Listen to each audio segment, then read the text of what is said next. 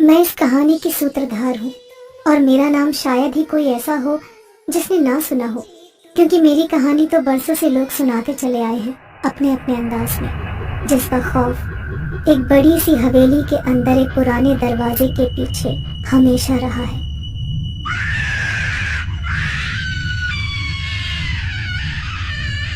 पर मैं हमेशा से ऐसी नहीं थी। मैं तो खूब खेलने वाली एक हंसमुख सी लड़की हुआ करती थी। पर कहते हैं ना कि बुरा वक्त आता है तो भी उसकी खटखटाहट इंसान को सुनाई नहीं देती। ऐसा ही कुछ मेरे साथ हुआ। वो काली शाम जिसने मेरे जीवन को अंधेरे से भर दिया, मैं कभी नहीं भूल पाऊंगी, और ना ये हवेली जो भूल भुलैया बन गई है। मंजू अपने प्रेमी रविंद्र के साथ हवेली से दूर एक शांत वातावरण में एक घने पेड़ के नीचे सुनहरी शाम बिता रही है। रविंद्र के हाथों में किताब है और खुद रविंद्र भी उस किताब में डूबा हुआ है। मंजू रविंद्र को घूरती हुई कहती है, प्रेमिका पास में है पर फिर भी किताब को अपनी प्रेमिका बनाए बैठे हो और उसी में डूब गए हो, फिर मेरा यहाँ क्या काम है भला? मंजू, जैसे तुझे नृत्य में इतनी दिलचस्पी है वैसे ही मुझे किताबों में। अच्छा मुझे बताओ कि क्या नृत्य करते समय तुम्हें तिनका भर भी मेरा ख्याल आता है क्या? मंजू नाव में सिर हिलाती हुई हंस पड़ती है। रविंद्र उसे नजरअंदाज करके वापस किताब में डूब जाता है कि तभी मंजू उठकर रविंद्र के सामने अपना मनोहर नृत्य करने लग जाती है और रविंद्र प्रेम निगाहों से मंजू को देखने लग जाता है।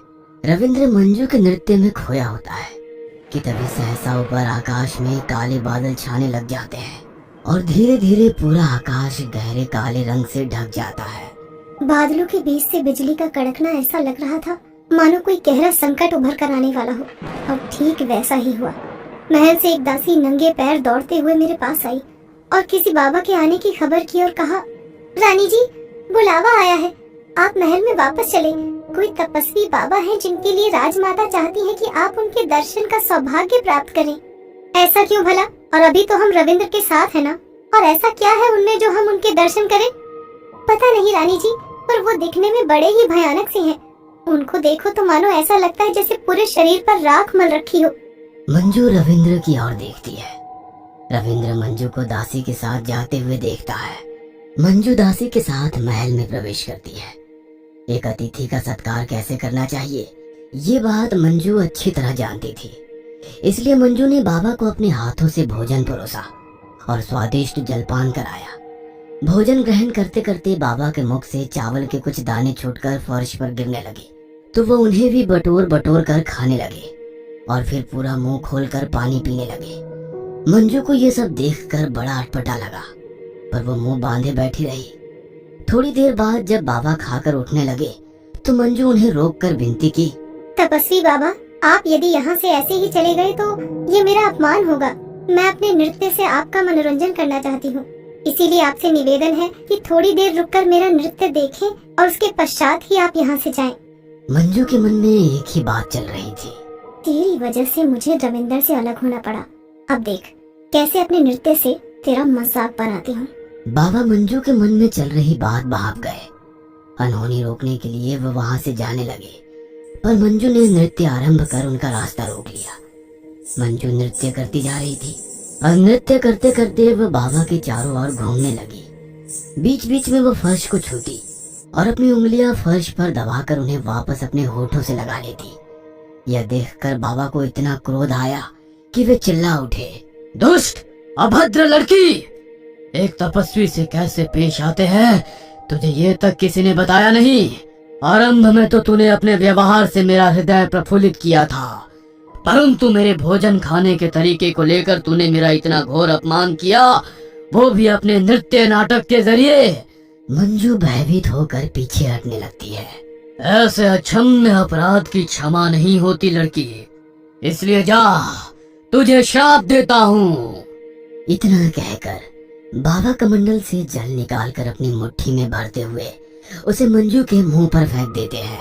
हाँ, तेरे कदम तेरे पैर में बंधी पायलों के साथ तब तक थिरकते रहेंगे जब तक ये तेरा नृत्य का घमंड तेरी ग्लानि में परिवर्तित नहीं हो जाता, और साथ ही तेरा वो प्रेमी जिसे छोड़कर तू मेरे पास आई और उससे दूर जाने की अग्नि में तूने मेरे साथ जो दूर व्यवहार किया, उसे भी तेरा प्रेम सदियों तक नहीं मिलेगा, वो तुझे हमेशा हमेशा के लिए भूल जाएगा। बाबा क्रोध में महल से बाहर प्रवेश कर गए। वो काली शाम मेरी जिंदगी में अंधेरा बनकर रह गई। मंजू सहसा अपने आप नृत्य करने लगी और नृत्य करते करते वो महल के अंधेरे कमरे में जा पहुंची, जहां ना तो उसके पांव रुके और ना पायलों की छनक। दिन से रात हुई, रात से सुबह, सुबह से रात, पर मंजू नहीं रुक पाई और उसने उसी अंधेरे कमरे में दम तोड़ दिया। 20 साल बाद कुछ दिन बीत गए, पर शापित मंजुलिका अकाल मृत्यु मरी थी और इसी वजह से कई दिन महल के कोने कमरे में पायलों की आवाज आती रही।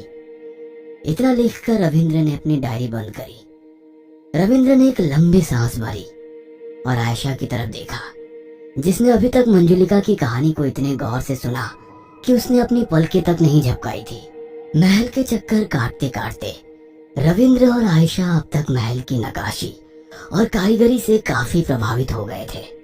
उन्हें महल इतना पसंद आया कि उन्होंने हर वो चीज उठा के देखी जो मंजुलिका की कहानी से जुड़ी थी। रविंद्र, तुमने मंजुलिका की कहानी को इतनी शिद्दत से लिखा है जैसे तुम शुरू से ही मंजुलिका के साथ रहे हो। आयशा इतना कहकर रविंद्र की ओर देखकर मुस्कुराती है। मंजुलिका सिर्फ एक कहानी है आयशा, कोई सच नहीं। और मैं एक लेखक हूँ जिसकी रुचि सिर्फ और सिर्फ किताबों में है, किसी लड़की की प्रेम कहानी में नहीं। दोनों हंसते हुए महल के कोने के कमरे में पहुंच जाते हैं, वो हिस्सा जहां मंजुलिका की मौत कहानी में लिखी गई थी।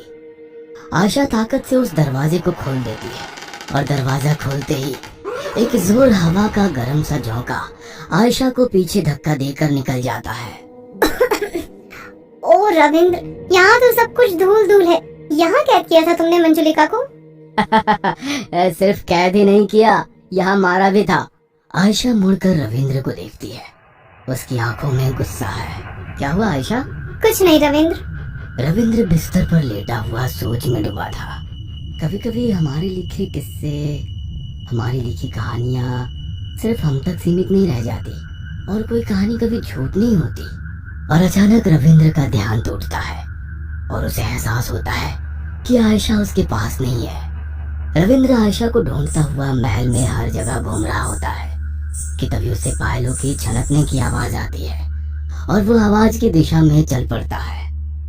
रविंद्र छत पर पहुंचता है तो उसकी आंखें फटी की फटी रह जाती है। आयशा उसके सामने उन्हीं पायलों में वैसा ही नृत्य कर रही है जैसा रविंद्र ने मंजुलिका को लिखा था। रविंद्र ये सब देखकर बहुत ज्यादा डर जाता है और वहां से भाग जाता है। जैसे ही रविंद्र भागकर महल के बाहर आता है, ठीक उसी वक्त आयशा छत से उसके सामने गिर पड़ती है। आयशा के सर के टुकड़े टुकड़े हो जाते हैं, खून रिस रिस कर बह रहा है। रविंद्र के ये सब देख के होश उड़ जाते हैं और वो वहीं बेहोश होकर गिर पड़ता है। रविंद्र को जब होश आया तो उसने अपने आप को हॉस्पिटल के बेड पर लेटा पाया। वहां उसने डॉक्टर और पुलिस के बीच की बात सुनी। ये पहला किस्सा नहीं है जहाँ किसी और लड़की ने अपना मानसिक संतुलन उस हवेली में खोया और फिर वहाँ से कूदकर अपनी जान दे दी। वहाँ पे और भी जाने जा चुकी है मतलब? यहाँ के गांव वाले बताते हैं कि कोई मंजुलिका है। यह सब सुन के रविंद्र के होश उड़ जाते हैं और वो रोते रोते अपनी आंखें बंद कर लेता है। रविंद्र अपने घर वापस आता है और अपनी डायरी खोलकर लिखता है, मुझे नहीं पता मंजुलिका की कितनी कहानियां हैं, पर वास्तव में मंजुलिका है कौन, ये अभी तक एक रहस्य है जो शायद कभी नहीं सामने आ पाएगा। इतना लिखकर रविंद्र अपनी डायरी बंद करता है तो उसकी नजर पहले पन्ने पर जाती है जिस पर लिखा हुआ है मंजुलिका, वास्तविकता या भ्रम। रविंद्र डायरी बंद करके लेट जाता है। उसके दिमाग में अभी भी मंजुलिका चल रही है।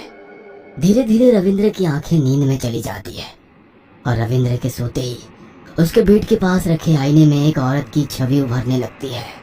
आमी जे तुम्हार, शुद्धो जे तुम्हार, रविंद्र बाबू।